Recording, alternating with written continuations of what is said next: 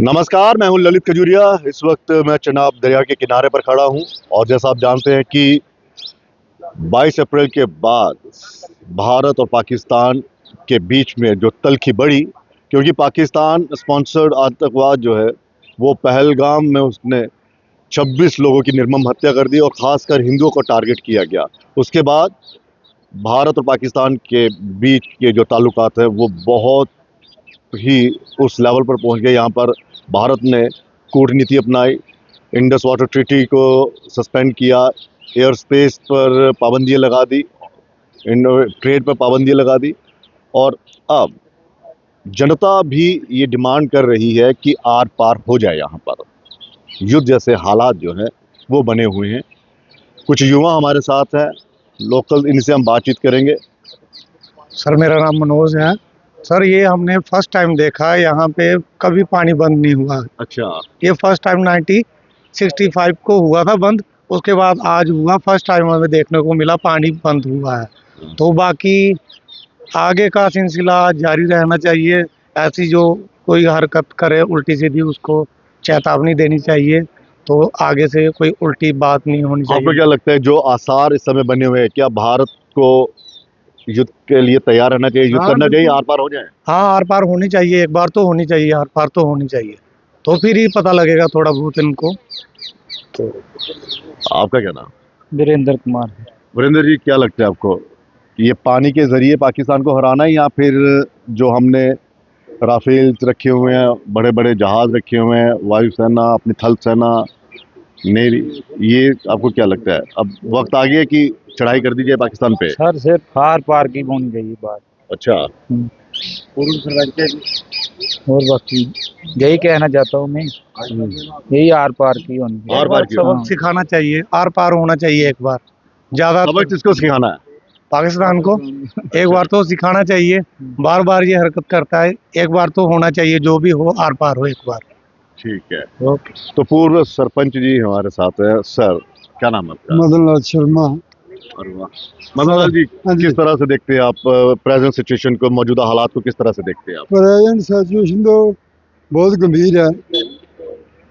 बहुत देर हो गई इसको फेस करते हुए, 30-35 साल हो गए। लेकिन अब जैसे हमारे पूर्व प्रधानमंत्री वाले अटल बिहारी वाजपेयी ने बोला था आज अब आर पार की बात होगी।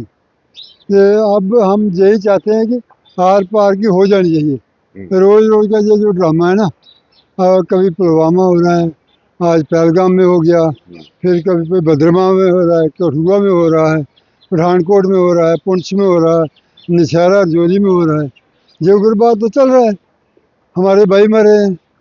तो अभी तो उन्होंने हद कर दी, नंगे करके धर्म पूछ कर किया। हम वैसे तो हम कहते हैं कि हम हिंदू मुस्लिम भाई भाई हैं, मुस्लिम हमारे दुश्मन थोड़े हैं। लेकिन अभी जो उन्होंने ये करते किया है, ये कोई अच्छा नहीं है। इसके लिए हम गवर्नमेंट के पूरे जोर से जनता, हमारी अखनूर की जनता साथ देती है गवर्नमेंट का। हम गवर्नमेंट के साथ हैं और हम गवर्नमेंट को ये रिक्वेस्ट करते हैं कि पुरजोर तरीके से पाकिस्तान को इसका जवाब देना चाहिए।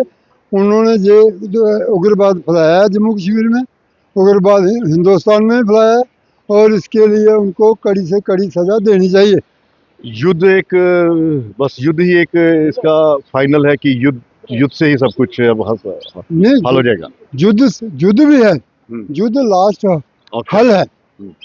युद्ध के पहले अगर गवर्नमेंट उनको किसी तरह उनका गला बंद कर सकती, जहाँ से उनको कवर कर सकती है, सांस बंद कर सकती है, तो करे। हम उसके लिए भी साथ हैं गवर्नमेंट के। जैसा गवर्नमेंट जनता का साथ चाहेगी, जनता गवर्नमेंट का साथ देगी। बाकी जैसे जनता कह रही है कि आप पीओजे की बात कर रहे हैं, अब यही मौका है कि चढ़ाई करिए और पीओजे के जो अपना वापस ले लीजिए। लेकिन अगर बातचीत से ही हल निकलता है तो आपको क्या लगता है, पाकिस्तान पीओजे के दे देगा या युद्ध के जरिए लेना पड़ेगा? पीओके तो हमारा जम्मू कश्मीर का है, क्योंकि जो हमारे राजा ने पैसे देकर खरीदा। हमारे जो पूर्वज थे जम्मू कश्मीर, गुलाब सिंह जी, उन्होंने 75 लाख रुपया उस वक्त अंग्रेजों को दिया था, तो जम्मू कश्मीर खरीदा था। उसमें पीओके भी आता है, उसमें लद्दाख भी वो भी आता है, गिलगित बाल्टिस्तान भी आता है, बहुत एरिया आता है। लेकिन वो हमारा अपना हक है, हमारा एरिया है, वो तो हमने लेना चाहिए। अगर सुलह सलाई पाकिस्तान अगर दे देता है, रजामंदी से दे देता है तो वेल एंड गुड। अगर सुलह सलाई नहीं देता है तो हमारे जम्मू कश्मीर की जनता भी उसको लेने के लिए तैयार है। ये तो ऐसे भी उनसे छीन लेंगे अगर गवर्नमेंट हमें इजाज़त दे दे। अच्छा। तो बाकी से हम तो गवर्नमेंट को भी पहले ये कहेंगे, सपोर्ट करेंगे कि गवर्नमेंट ने जो बड़े बड़े रफाइल भी खरीदे हैं और भी सब कुछ है, किसी चीज़ की कमी नहीं है। पाकिस्तान तो वैसे भी कगार पे है, भुखमरी की कगार पे है। उनके पास तो कुछ है नहीं, ना उनके पास इंडस्ट्री है, ना उनके पास अपना कोई जरिया है कमाई का जैसे सोर्स होता है। हिंदुस्तान ने तो जब हिंदुस्तान आज़ाद हुआ था, ठीक है, ये कुछ जो हुआ है यहाँ पे बात करेंगे आप? नहीं करेंगे। देखिए यही तो है, बातों बातों में मतलब जब वो होगा कि हाँ जी हमने ये करना वो करना, जब अपने विचार प्रकट करने की बारी आती है तो कहते हैं नहीं। तो चलिए ठीक है, अपना अपना एक स्वभाव हाँ, है। अपना अपना नजरिया है सोचने का, किसी का अच्छा नजरिया है। आपको क्या लगता है अब हम किस सिचुएशन पर है? हम इस वक्त इस सिचुएशन पर है जैसे शाम के मुंह में किरली होती है, वो अगर खाता है तो उसको कोट पड़ता है, अगर छोड़ता है तो वो उसकी बदनामी होती है। अब हम उस सिचुएशन पे हैं, हमारी गवर्नमेंट उस सिचुएशन पे है, हमारा हिंदुस्तान उस सिचुएशन पे है। अब हमें इसकी आर पार करना पड़ेगा, अब ऐसे नहीं छोड़ सकते हैं। ठीक है। पानी अगर बंद होता है तो पानी जो दरिया है, चिनाब है, उधर सिंध है, कितने 5-6 दरिया हैं हमारे, यकदम से बंद करने हम डैम के जरिए 2-4 दिन बंद कर सकते हैं। लेकिन पूरा बंद करने के लिए हमें इसके लिए कोई प्लानिंग बनानी पड़ेगी। इसके लिए पानी को कहाँ रखना है, कैसे हमने चलो ठीक है। अपना इरिगेशन करना है।